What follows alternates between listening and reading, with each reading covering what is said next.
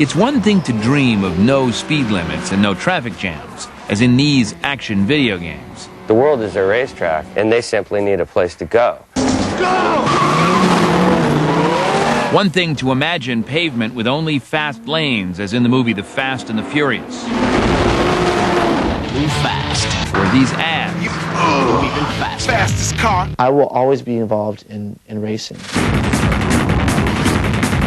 This is something else. It's no fantasy. These amateur videos obtained by Dateline were shot by passengers riding in cars pushing 120 miles an hour or more. Those are real commuters who can have no idea they are in a street racer's home movie in broad daylight on a highway around Washington, D.C. Communicating with a simple wave of the hand, flash of a turn signal, or perhaps even a wireless email offering to meet at a prearranged location, these racers turn public pavement into a private, death-defying joyride, with you as part of their realistic scenery. Or in some cases, a fatal obstacle, as when a pedestrian was mowed down by street racers in Florida, a state where police say there's a fatal highway accident every 3 hours, with more and more of the crash scenes looking like this one. Little GTO, you really looking fine. You might say that what's going on here is reminiscent of the 60s muscle car grease monkey days of your father. But you'd be wrong. New technology has supercharged the old-fashioned hot rod. For not much money today, you can modify an inexpensive car called a tuner and create a virtual rocket. But it's got to be fast. Everything's got to be fast.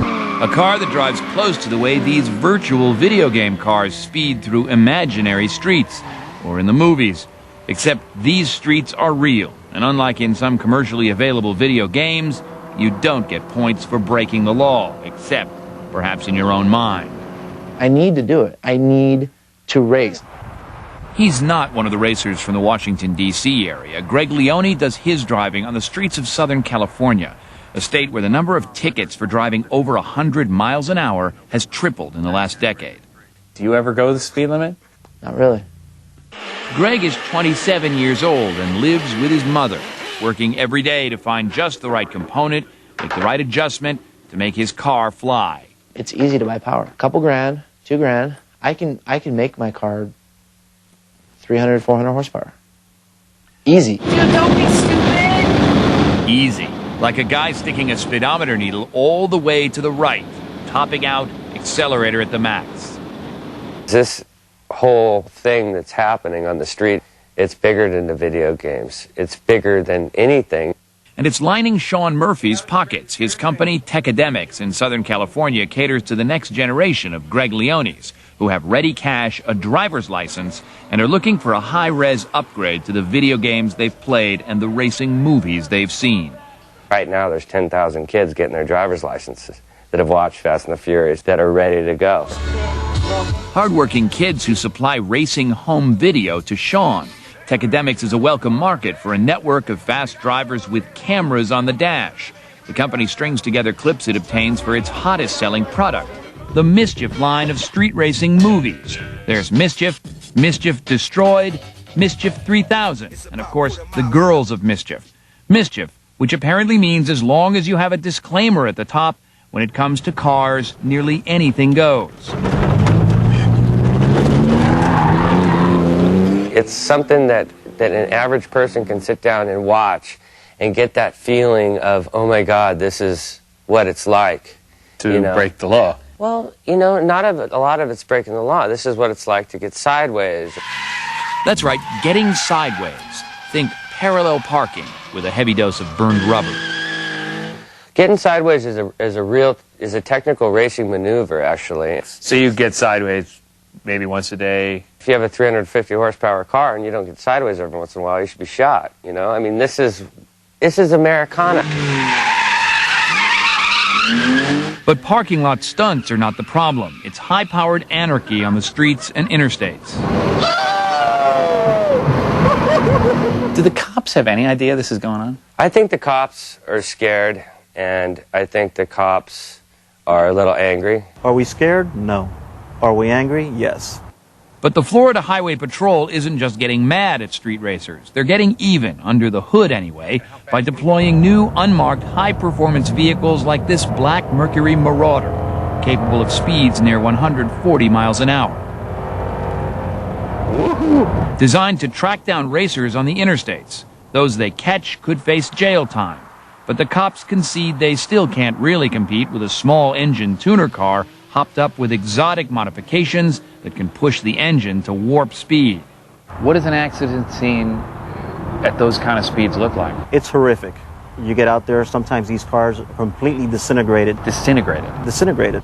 Florida State Trooper Lieutenant Julio Pajon has visited too many of these accident sites, like the one last year, in which a 16-year-old driver challenged to race by two other cars, lost control and slammed into a concrete light pole. Injury and death, Pajon worries, are the only reality checks for speed-addled racers. That's one way to pass somebody. So they're living in their own video game on real interstates with real everyday drivers. In many cases they are. And are the lines blurred even more by car ads like this that fuse what's real and what's not? Don't let the needle-pushing T5 turbo performance mess with your mind. These people see that and they want to have the same thing, and it doesn't work. Because in real life, you don't have a reset button in your car. You can't reset life. Once you crash, you die. That's it. It's over. Game is over. Pajon thinks it's almost impossible to convince young drivers who have experienced the thrill of racing to stop. His hope, talking to parents.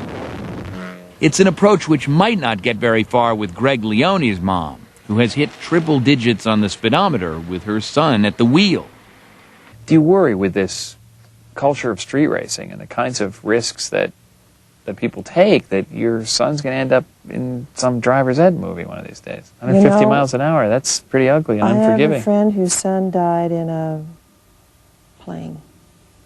He teaches flying. He loves flying since he was a little boy. And you know what she said? He died doing what he loved to do. And this, like I say, this is the passion. A passion that fuels the search for more street thrills, apparently. What's canyon racing? That's the next evolution of street racing. You're scaring me a little bit. Really? Yeah. Picture this. Empty canyon road. Just windy roads for days. Probably 100 or more cars parked at the top of this mountain pass. And in groups, they head down the mountain pass.